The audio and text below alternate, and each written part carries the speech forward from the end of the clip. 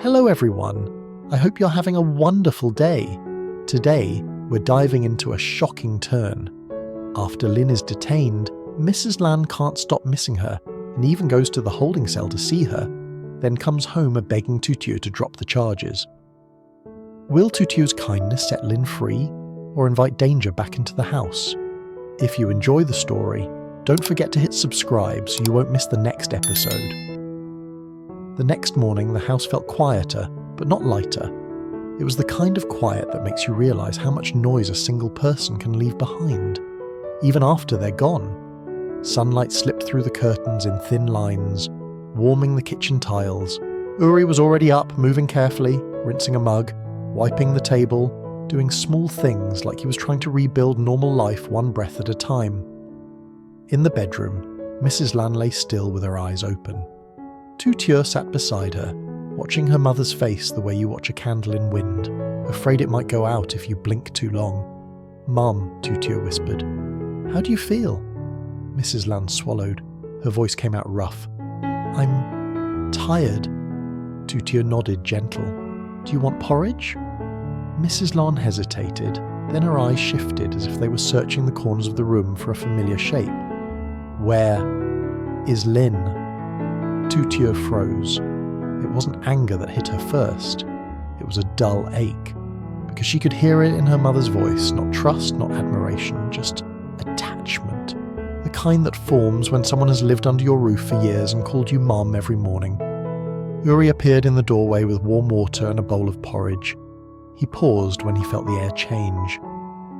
Then he stepped in quietly and set everything down without interrupting. Tu Tieu took a breath. "She's being investigated," she said softly. The police took her in for questioning. Mrs. Lan's lips trembled.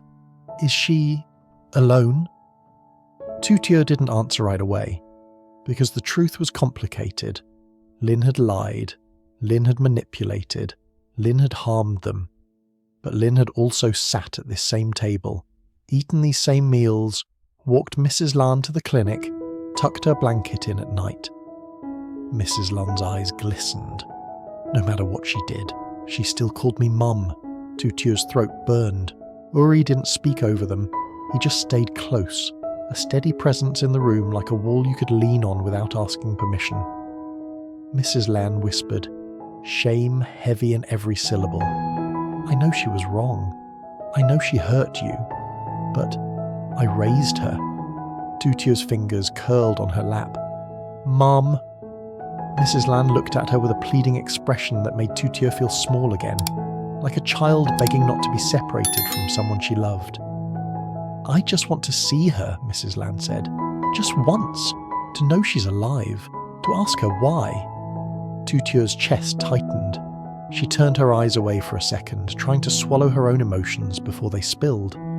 Uri's voice came in calm and careful. "We can ask the investigator," he said. "A short visit. If it's allowed." Tu Tieu looked at him, surprised. "Uri." He met her gaze gently.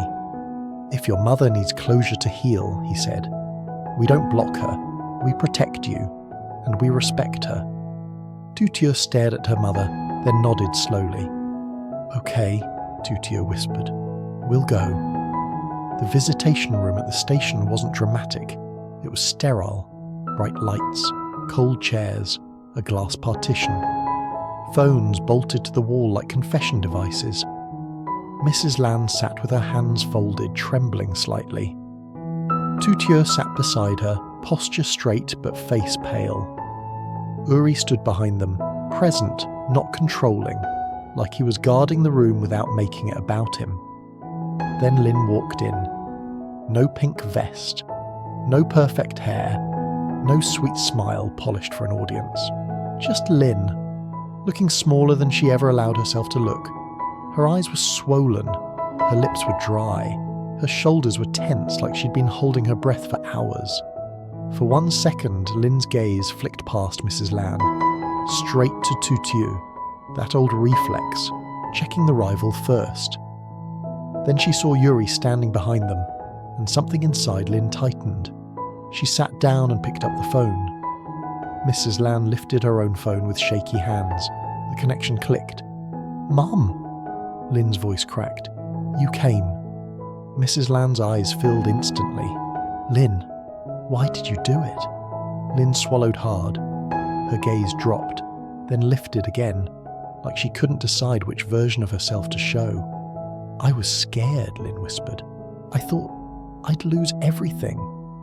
Mrs. Land's voice shook. "So you made me sign things? You made me afraid of my own daughter?" Lynn flinched like the truth had teeth. "I didn't want to hurt you, Mum. I swear." Tu Tieu's jaw tightened. She felt Yuri's steady presence behind her, like a hand on her back without touching. Mrs. Lan whispered, "I'm not here to fight. I'm here because you are still my child." That sentence broke something in Lynn. Her face crumpled, tears spilled. Not pretty tears, messy, desperate, humiliating. "Mom," Lynn sobbed, "I'm sorry." Mrs. Lan squeezed her eyes shut. "Sorry doesn't fix what you broke." "I know," Lynn whispered quickly. "I know. I don't want you to abandon me." Tu Tieu's heart twisted. Not for Lynn, but for her mother. Because Mrs. Lan was standing in the oldest trap of family life. Love doesn't disappear just because someone did wrong. Mrs. Lan opened her eyes again, wet and trembling. "If you truly regret it," she said, "then stop. Stop lying. Stop trying to control. Stop using me." Lynn nodded fast. I will. Mrs. Lan's voice softened. "I'm going home, and I'm going to ask Tu Tieu to show mercy." Tu Tieu's head snapped slightly, still shocked, even though she felt it coming. Lynn froze. Her eyes widened. "What?" Mrs. Lan looked toward Tu Tieu, then back to Lynn. "I can't erase what you did," she said, "but I can beg my daughter not to destroy you." Lynn's breath hitched. "Mom, thank you." Her gaze slid, again, toward Yuri behind Tu Tieu and lingered a beat too long. Yuri finally spoke, calm but firm, as if placing a boundary through glass. "Lynn," he said quietly, "if you get a second chance, don't waste it." Lynn stared at him, shaken. Then she nodded, small and fast. "I won't." But Tu Tieu felt it. Lynn wasn't only afraid of the law, she was afraid of losing Yuri forever. On the way home, Mrs. Lan was silent. Tu Tieu kept her eyes forward, hands folded, emotions crashing behind her ribs. Yuri drove slowly, not rushing the air with questions. When they got inside, Mrs. Lan sat down like her knees couldn't hold her anymore. She looked up at Tu Tieu with wet eyes. Tu Tieu swallowed. "Mum." Mrs. Lan's voice trembled. "I know you were hurt. I know I failed you," tears spilled. "But Lynn is still someone I raised. If she stays locked away, I will carry that pain until I die." Tu Tieu stared at her mother, anger and love colliding in her chest like waves. Yuri stayed quiet near the doorway, letting mother and daughter own the moment. Mrs. Lan reached for Tu Tieu's hand. "Can you forgive her enough to stop pushing?" Tu Tieu's voice came out thin. "Mum, she tried to take everything." "I know," Mrs. Lan cried. "I know. I'm not asking you to forget. I'm asking you to spare her." Tu Tieu pulled her hand back slowly, not rejecting her mother, just needing air. Yuri stepped forward gently. "Tu Tieu," he said softly, "you don't have to answer right now." Tu Tieu turned to him, eyes wet. "If I agree, does that mean she comes back into our home?" Yuri's answer was immediate. "No." Mrs. Lan blinked, confused. "No?" Yuri kept his tone respectful.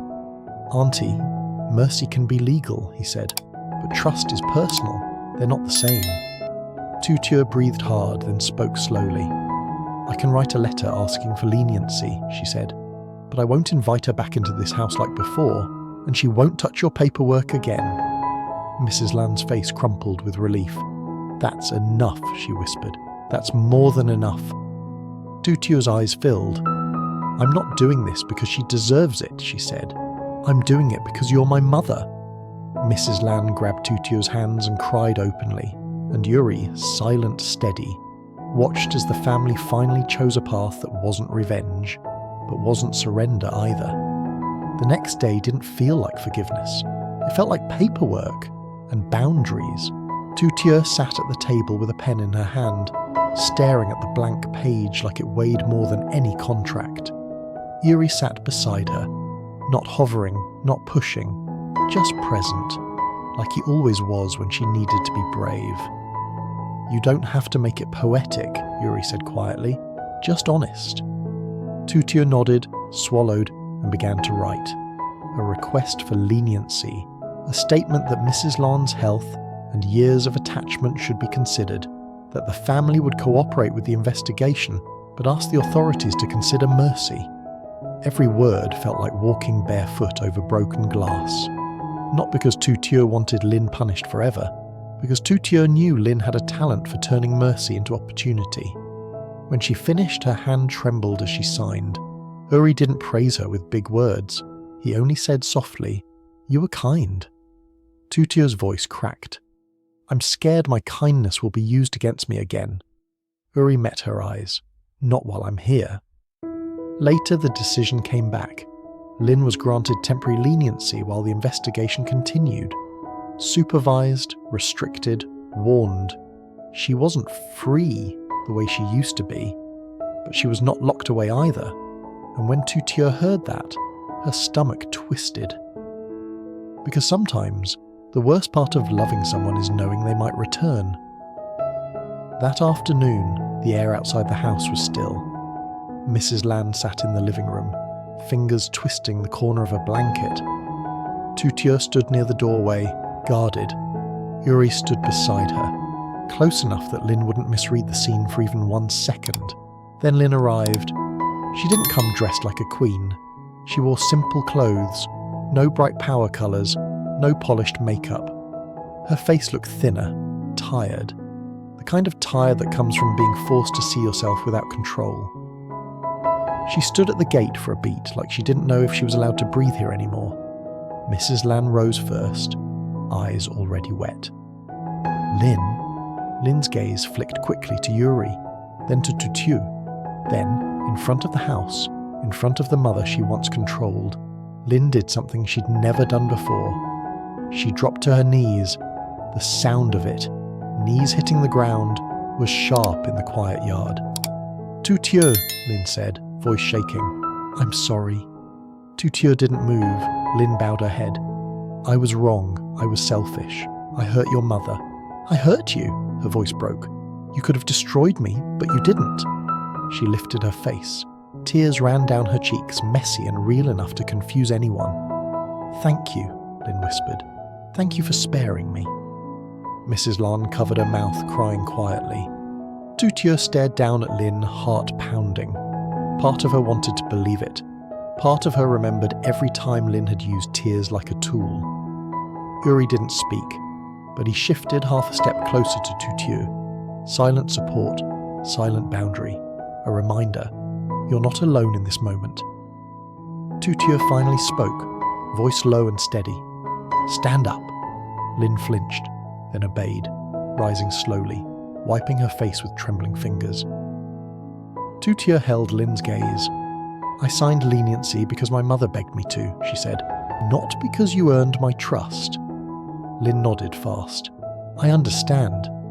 Tu Tieu continued, calm but firm. "You will not control my mother again. You will not handle her papers. You will not poison her against me." "I won't," Lynn whispered. Tu Tieu's eyes stayed cold. "And you will keep your distance from Yuri."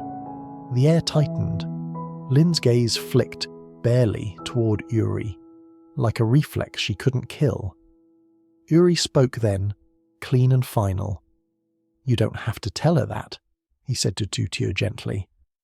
Then he looked directly at Lynn. "Because you already know." Lynn's face tightened, hurt, humiliation, resentment twisting together, but she bowed her head. "Yes," she whispered, "I know." Mrs. Lan stepped forward and touched Lynn's arm like a mother who couldn't stop being a mother, even when it hurt. "Go," Mrs. Lan whispered. "Go and live properly. Don't come back to this house to hurt anyone again." Lynn nodded, swallowing. "I won't." She took one step back, then another. Before turning away, Lynn looked at Tu Tieu one more time, not smiling, not smirking, just tired. Then she turned and walked down the road, smaller with every step. Tu Tieu watched until she disappeared, waiting for the familiar feeling of fear to return. It didn't return the same way, because this time, Uri was still beside her. That evening, the kitchen smelled like something normal again. Uri rolled up his sleeves and opened the fridge. "Okay," he said, voice lighter than it had been in weeks. "We're cooking a real meal. No instant noodles today." Tu Tieu blinked, almost amused. "You can cook?" Uri glanced at her, mock-offended. "I can cook. I just didn't have time while chasing lies through hospital hallways." Tu Tieu let out a small laugh, small but real. Mrs. Lan sat at the table wrapped in a blanket, watching them. Her eyes were still tired, but her breathing looked calmer. Uri handed Tu Tieu a knife and a cutting board. "You chop," he said. "I'll handle the pan." Tu Tieu raised an eyebrow. "Bossy!" Uri's lips curved. "Protective." Tu Tieu shook her head and started slicing vegetables. For a while, no one said Lynn's name. No one said DNA. No one said police. They talked about simple things, how salty the soup should be, whether ginger belonged in everything, how Mrs. Lan preferred rice softer. Uri tasted the broth, nodded once. Perfect. Tu Tieu looked at him, searching his face like she was still learning what peace looked like. "Are we okay?" she asked quietly. Uri didn't joke this time. He met her eyes and answered like it was the simplest fact in the world. "We're here," he said, "and I'm not going anywhere." Tu Tieu's eyes stung. She nodded once and kept chopping, because sometimes peace wasn't fireworks. Sometimes peace was just a man at the stove, a mother at the table, and a home that finally belonged to the right people again. And for tonight, that was enough. After Lynn is detained, peace doesn't arrive, grief does. Mrs. Lan wakes up haunted and admits she still misses Lynn, because Lynn was the child she raised. Determined to see her, Mrs. Lan visits the holding cell and confronts Lynn through the glass, demanding to know why she lied and manipulated the family. Lynn breaks down and begs not to be abandoned. Back home, Mrs. Lan pleads with Tu Tieu to show mercy and stop pushing the case, fearing she'll carry guilt forever. Tu Tieu struggles between pain and compassion, then agrees to request leniency, but only with strict boundaries. Lynn is granted temporary mercy under investigation, and later comes to the house, kneeling to apologise and thank Tu Tieu. Tu Tieu accepts nothing blindly, warns Lynn to stay away from her mother's paperwork and from Uri, and Uri makes his loyalty clear. That night, Uri and Tu Tieu finally cook together, rebuilding calm through ordinary life.